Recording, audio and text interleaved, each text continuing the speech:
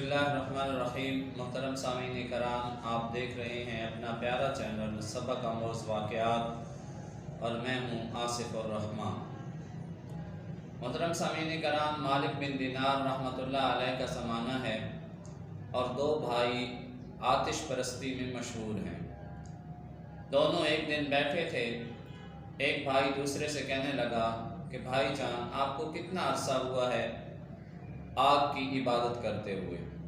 دوسرا کہنے لگا کہ تقریباً 75 سال ہو گئے ہیں۔ تو چھوٹا بھائی کہنے لگا کہ بھائی جان، 75 سال تقریباً آپ کو عبادت کرتے ہوئے ہیں اور 35 سال مجھے آگ کی عبادت کرتے ہوئے ہیں، تو لہٰذا آج ہم ایک تجربہ کرتے ہیں کہ کیا یہ آگ جس طرح اپنے عبادت نہ کرنے والوں کو جلائے گی، کیا ہمیں بھی جلاتی ہے؟ تو بڑے بھائی نے کہا ٹھیک ہے، تجربہ کر لیتے ہیں۔ چھوٹا بھائی کہنے لگا کہ اچھا، آپ پہلے آگ میں ہاتھ رکھیں گے یا میں رکھوں؟ بڑے نے کہا پہلے تم اپنا ہاتھ آگ میں رکھو۔ چھوٹے نے جیسے ہی آگ میں انگلی رکھی تو آگ نے اپنی فطرت کے مطابق اسے جلایا۔ تو وہ کہنے لگا ہائے افسوس، میں نے تیری 35 سال عبادت کی، اس کے بعد بھی تو نے اپنی فطرت کو نہ چھوڑا۔ تو کہنے لگا کہ میں تو اس کی عبادت نہیں کروں گا۔ بڑا بھائی بھی کہنے لگا کہ بات تو تمہاری ٹھیک ہے، میں بھی اس کی عبادت نہیں کروں گا، چلتے ہیں کسی نئے مذہب کی طرف۔ جب وہ آئے تو کیا دیکھتے ہیں، بصرہ میں بصرہ میں مالک بن دینار رحمۃ اللہ علیہ لوگوں کو تبلیغ کر رہے ہیں۔ تو بڑے بھائی نے جب دیکھا کہ مسلمانوں کا ہجوم ہے تو چھوٹے بھائی سے کہنے لگا میں مسلمان نہیں ہوں گا، اس لیے کہ اگر میں مسلمان ہو گیا تو میرے گھر والے مجھے آر دلائیں گے اور اس آر پر میں آپ کو ترجیح دیتا ہوں۔ چھوٹا بھائی امام مالک بن دینار رحمۃ اللہ علیہ کے پاس آیا اور آ کے اسلام قبول کر لیا۔ پھر گیا، اپنے بیوی بچوں کو بھی دعوت دی، انہیں بھی مسلمان کر لیا اور امام مالک بن دینار رحمۃ اللہ علیہ کو سارا واقعہ بتایا۔ اب چھوٹا بھائی واپس اپنے گھر نہ گیا اس وجہ سے کہ وہاں کے لوگ مجھے آر دلائیں گے۔ اس نے جنگل ہی میں اپنے بیوی بچوں کو لے کر ایک گھر بسا لیا۔ ایک دن بیوی کہنے لگی کہ آپ جائیں بازار میں کوئی چیز لے کے آئیں، کوئی مزدوری کر کے آئیں تاکہ ہمارا گزر بسر ہو۔ تو وہ چلا گیا اور جا کے مزدوروں کی لائن میں کھڑا ہو گیا، لیکن عمر کا تقاضا تھا، کوئی بندہ نہ آیا اور کسی نے اس کو مزدوری پر نہ رکھا۔ جب یہ بات ہوئی تو وہ چلا گیا اور ایک صحرا میں جا کے اللہ کی عبادت کرنے میں مصروف ہو گیا۔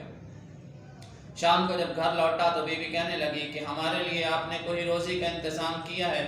تو وہ کہنے لگا ہاں، میں نے ایک جگہ نوکری کی ہے، ایک بادشاہ کے پاس، اور ابھی اجرت مجھے نہیں ملی۔ دوسرے دن پھر گیا اور جا کر صحرا میں عبادت کرنی شروع کر دی مزدوری نہ ملنے کی وجہ سے۔ جب واپس گھر آیا تو بیوی نے پوچھا کہ آج بھی آپ خالی ہاتھ آئے ہیں؟ تو کہنے لگا کہ میرے بادشاہ نے وعدہ کیا ہے کہ جمعے والے دن تمہیں مزدوری مل جائے گی۔ خیر، بیوی بچے گزارا کرنے لگے۔ جمعے کا دن آیا تو بیوی نے کہا آج تو ہمارے گھر میں کچھ آنا چاہیے، آج آپ کو خالی ہاتھ ہمارے گھر نہیں آنا چاہیے۔ جب یہ بات کی وہ پھر حسب معمول گیا، مزدوروں کی لائن میں کھڑا ہوا مزدوری نہ ملنے کی وجہ سے۔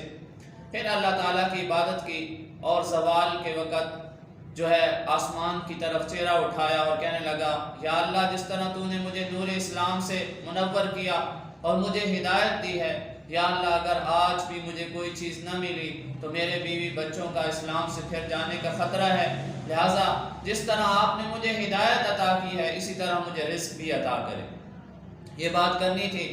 پھر جمعے کے لیے مسجد میں آیا، نماز پڑھی، نماز پڑھنے کے بعد جاتے ہوئے وہاں سے ریت اٹھا لی کہ شروع ہی میں امپریشن تو کچھ اچھا ہو، تاثر تو اچھا ہو، باپ بیوی وغیرہ یہ تو نہ کہیں کہ کچھ لے کے نہیں آیا، لہٰذا گھر میں جب داخل ہو جاؤں گا تو پھر کوئی بہانہ بنا دوں گا، کہہ دوں گا۔ تو وہاں سے ریت کا اس میں رومال میں ریت بھری اور گٹھڑی بنا کے اٹھا کے لے کے جانے لگا۔ لیکن جب گھر جاتا ہے دیکھتا ہے تو بیوی پہلے گیٹ پہ کھڑی ہے اور کہہ رہی ہے جلدی آؤ جلدی آؤ۔ وہ سمجھا نہیں، بیوی کی بات کو سمجھ نہ سکا اور وہ تھوڑا اور آہستہ چلنے لگا کہ کہیں ایسا نہ ہو کہ بیوی ناراض ہو، لیکن بیوی نے اسے پکڑا اور کہتی ہے آؤ تو صحیح، اندر تو آ کے دیکھو۔ جب وہ گھر میں پہنچا تو کیا دیکھتا ہے، وہاں پر رزق ہی رزق ہے، وہاں پر کھانے پڑے ہیں مختلف قسم کے اور بہت ساری چیزیں پڑی ہیں۔ تو اس نے بیوی سے پوچھا کہ ماجرا کیا ہے؟ بیوی کہتی ہے جیسے ہی جمعے سے ہم فارغ ہوئے تو ایک نوجوان ہمارے گھر میں آیا اور اس نے دستک دی، میں نے دروازہ کھولا تو اس نے مجھے ایک تھیلی دی جس میں اشرفیاں تھیں، اور وہ کہنے لگا کہ یہ اشرفیاں رکھ لو اور اب تمہارا خامد جب واپس آئے تو اسے کہہ دینا کہ تمہارے بادشاہ نے مزدوری تمہیں دے دی ہے، اور ساتھ یہ بھی کہا ہے کہ جتنی زیادہ محنت کرو گے اتنا زیادہ تمہیں رزق دیا جائے گا۔ جب یہ بات اس نے سنی تو اس نے کہا یہ کھانے کہاں سے آئے ہیں؟ تو بیوی کہنے لگی کہ یہ ایک اشرفی لے کے میں صراف کے پاس گئی جو کہ ایک یہودی تھا، میں نے وہ اشرفی اسے دکھائی تو اس نے اس کا وزن کیا تو وہ 2 مسکال سے زیادہ نکلی، اور اس اشرفی پہ آخرت کے متعلق ہدایات لکھی ہوئی تھی۔ تو اس یہودی نے پوچھا کہ یہ اشرفی کہاں سے آئی ہے؟ میں نے اسے بتایا کہ میرا خاوند ایک بادشاہ کے پاس مزدوری کرتا ہے اور یہ اشرفی وہاں سے آئی ہے۔